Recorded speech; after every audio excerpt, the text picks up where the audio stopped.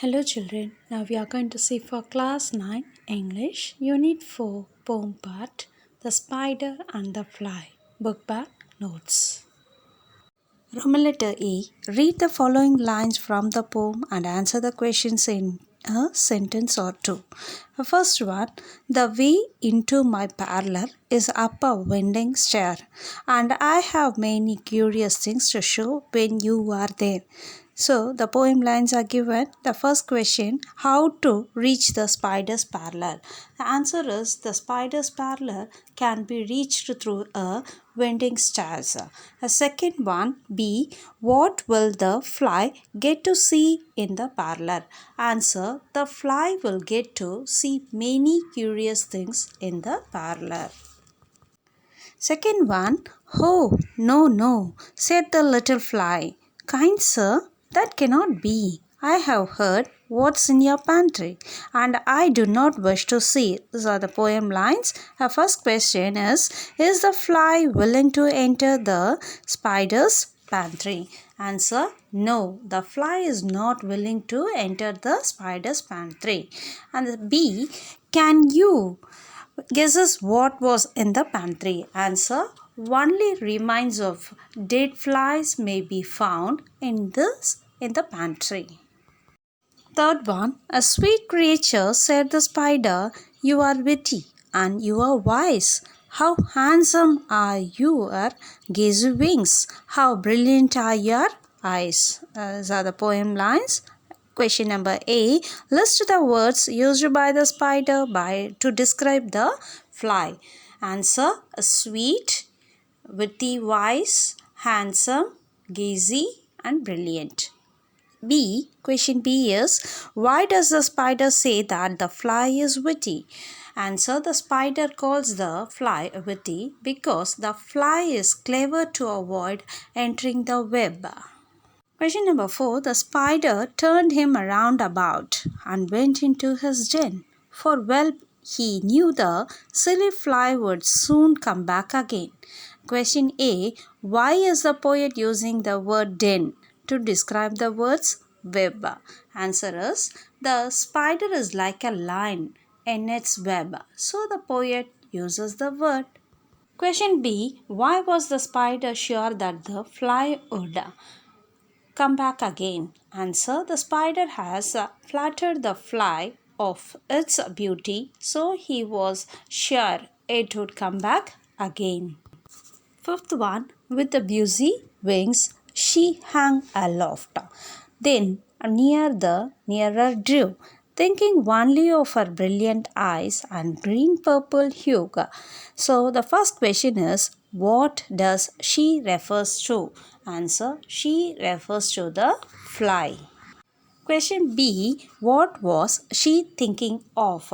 Answer, she was thinking of her beautiful eyes and the colors of her wings. The sixth question. And now, dear little children, who may this story read? To idle, silly, flattering words, I pray you never give a head. A. Who does I refers to? I refers to the poet. Question B. What is the advice given to the readers? Answer, never listen to idle, silly, flattering words is the advice given to the readers. Roman letter B. Complete the summary by filling in the space with the suitable words. The poem begins with the spider's pursuit of the fly. He chats to the fly to come into its home. The spider describes his parlor as the prettiest one. The spider kindles the curiosity of the fly so that she may enter his home. Fortunately, the fly was witty and refused to get into his home. Now the spider pretends to be a host and asks her to come and rest in its home. He offers a food and a bed to rest. This time also the fly declined the spider offer very politely. The next weapon that the spider uses is flattery. The spider praises the wings and the eyes of the fly and also praises her crest. He invites her to look at herself in the looking glass, which is in his parallel. The fly is flattering by the words of the spider and she falls a prey to her incitement. Roman letter B, children. The color which I have changed for the answers, the yellow color is the answers for these questions. Okay. From letter C, answer the following questions in about 80 to 100 words. Question number 1. Write a character sketch of the spider. Answer. This poem takes us through a spider's ultimately successful attempts at enticing a fly into its web. The spider is cunning in capturing its victim. It ensnares the fly through the use of education and flattery. In stanza 1, it does its best to trap the fly into its parallel with the promise of pretty things to see. Next, it tries a different practice, offering the fly a pretty and comfortable place to sleep and lovely food.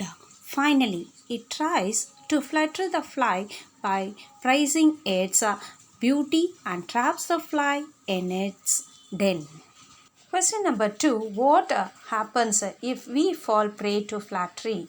Give instance from the poem The Spider and the Fly. Answer. If we fall prey to the flattery, we have to face evil consequences. Just like the fly who falls prey to the spider's flattery and educations. The spider uses a different tactics to entice the fly into its web. It invites the fly into its parlor with the promise of prey, pretty things to see. When the fly refuses, it entices him by offering a pretty, comfortable bed and lovely food. When the fly refuses again, finally it flatters the fly for its beautiful appearance. The fly gets flattered and gets trapped in its den. This poem teaches that we should be cautious against those who use flattery and charm to disguise their true evil intention. In question number 3, in your own words, give a detailed description of two questions will be given. That is A, the spider's parallel. Answer, the spider's parallel had winding stress. It is the prettiest parallel that had ever been seen by the fly. It has been filled with many pretty things which would arouse the curiosity of the fly. There are also pretty curtains whose sheets are fine and thin. It had a pretty and comfortable bed.